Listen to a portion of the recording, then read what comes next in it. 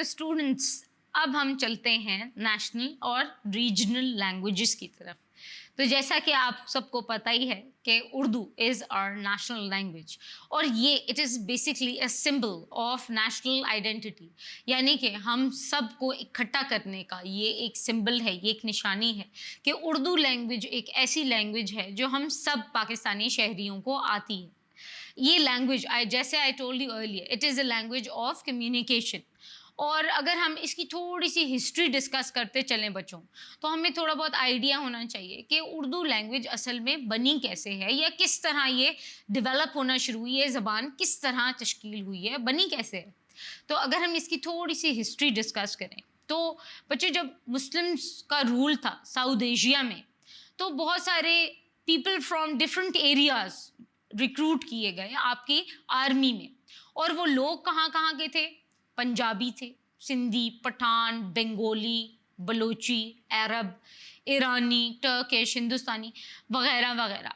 اس قسم کے اس طرح کے ڈائیورس قسم کے لوگ آپ کی آرمی میں شامل تھے جو کہ مختلف لینگویجز یعنی کہ مختلف زبانیں بولا کرتے تھے. اب ہوا یہ کہ یہ سارے کے سارے جو لینگویجز تھیں یہ ایک دوسرے کے ساتھ, کیونکہ ایز آئی ٹولڈ یو کہ with the passage of time ایک کلچر بھی چینج ہو کے دوسرے کلچر میں فارمولیٹ ہو جاتا ہے. جب بہت زیادہ کلچرز اکٹھے ہوتے ہیں تو لینگویجز کا بھی یہی ہے. سو واٹ ہیپن واز کہ آفٹر مکسنگ اپ یہ جب لینگویجز مکس اپ ہوئیں تو ایک نئی خوبصورت زبان تشکیل ہوئی, that is known as Urdu. اب اردو کا مطلب کیا ہے؟ It is basically a Turkish word اور اردو کا مطلب ہے لشکر یعنی آرمی. تو تھوڑا سا ڈسکس کرتے ہیں کہ گریجولی اردو لینگویج کس طرح ڈیولپ ہوئی یا بنی کس طرح. تو بچوں اردو ایز اے لینگویج یہ نہیں کہ یہ فوراً تشکیل ہو گئی ہے یا مکس اپ آف لینگویجز ہو کے ایک دم سے بن گئی ہے, نہیں. It has gone through a lot of processes.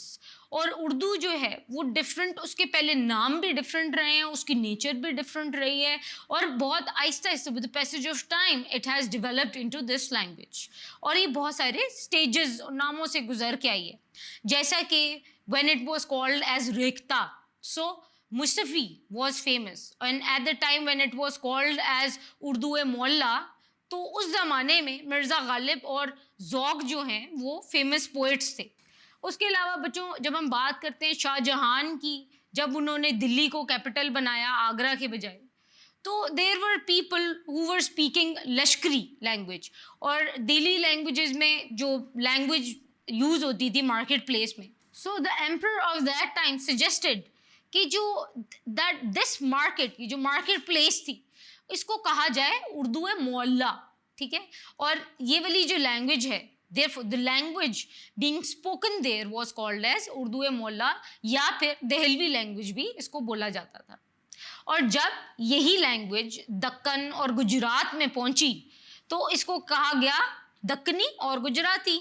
اس کی پاپولیرٹی یعنی کہ بڑھتے ہوئے اس کی مقبولیت دیکھتے ہوئے جو وہاں کے امیر لوگ تھے انہوں نے دیکھا کہ اس زبان کو ڈیولپ کرنی چاہیے, یعنی کہ اس کو فردر اس کے اوپر کام کرنا چاہیے. اور انہوں نے صرف اس کو as a language of communication سے اس کو ایک لینگویج آف لٹریچر بنایا, یعنی کہ صرف بولی جانی لینگویج کے بجائے اس کو ریٹن فارم میں ایز اے لٹریری لینگویج استعمال کرنے کا فیصلہ کیا. تو جب ہم بچوں بات کرتے ہیں beginning of Urdu poetry, Urdu poetry بچوں بہت رچ ہے, جیسے کہ آپ لوگوں کو پتہ ہوگا کہ اردو پوئٹری بہت مقبولیت کی حامل ہے. اور سب سے پہلے جو سلطان محمد قطب شاہ تھے, he was the ruler of Golconda. کہا جاتا ہے کہ he was a first poet who arranged a دیوان. دیوان کیا ہوتا ہے؟ It is basically a collection of poetry, یعنی کہ اشعار کا ایک مجموعہ انہوں نے پروڈیوس کیا. اور ایک اور ہے جو کہ دکن پوئٹ بہت مشہور ہیں, ولی دکنی, ان کو بھی کہا جاتا ہے کہ وہ اردو کے شروع کے پوئٹس میں سے ہیں. اس کے علاوہ بچوں جن لوگوں نے اردو کی شاعری کا بول بالا کیا, انہوں نے آپ کے لٹریچر, اردو کے لٹریچر کا بول بالا کیا. بلکہ آپ اپنے اردو کے ٹیکسٹ بکس میں بھی پڑھتے ہوں گے, بہت مشہور شاعر ہیں اور بہت اچھی انہوں نے شاعری کی ہوئی ہے. مرزا محمد رفیع سودا, میر تقی میر, خواجہ میر درد, بہت نام ہے ان کا, بہت مشہور ہیں. اس کے علاوہ دلی اور دکن میں اردو کی پاپولیرٹی آہستہ آہستہ بڑھنا شروع ہو گئی اور اودھ اور لکھنؤ تک پہنچ گئی. اور ایک اردو میں آپ لوگوں کو پتہ ہوگا غزل کی فارمولیشن ہونا شروع ہوئی, آرٹ آف مرثیہ ٹیلنگ شروع ہو گئی. اور اردو جو ہے وہ بہت ہی خوبصورت شاعروں سے بلیسڈ ہے, جیسے کہ میر انیس ہو گئے اور مرزا دبیر ہو گئے.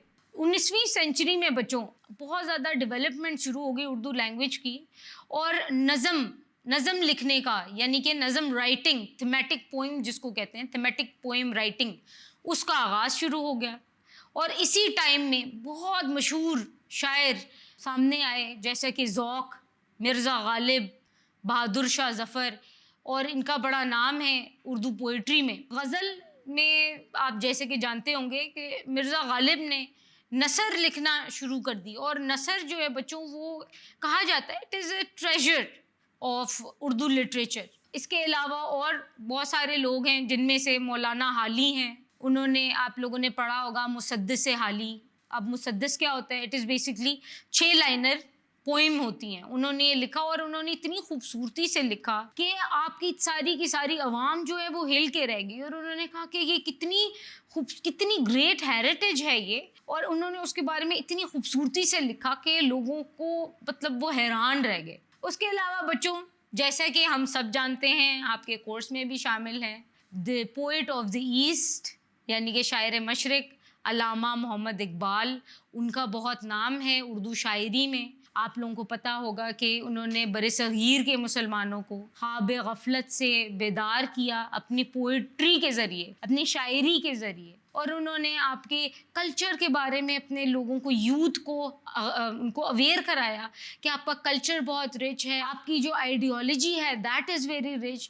انہوں نے آپ کی انہیریٹنس کے بارے میں, آپ کے ریلیجن کے بارے میں, جو نوجوانوں کے پاس طاقت ہے, جو یوتھ کے پاس ویژن ہے, اس کے بارے میں لوگوں کو بتایا. اور علامہ اقبال نے صرف اردو میں پوئٹری نہیں کی, بلکہ انہوں نے, وہ کافی مشہور شاعر ہیں پرشین یعنی فارسی لینگویج کے بھی, اور ان کی پوئٹری کو بچوں اتنی مقبولیت حاصل ہے کہ لوگوں نے ان کی بہت لمبی پوئمز بھی یاد کی ہوئی ہیں. اور اگر ہم دیکھا جائے تو with the passage of time جو ماڈرن لٹریچر ہے اس کے اندر, اردو کے ماڈرن لٹریچر میں علامہ اقبال کا بہت اہم کردار ہے کہ انہوں نے ایک پروگریسو موومنٹ سٹارٹ کی اردو لینگویج کی.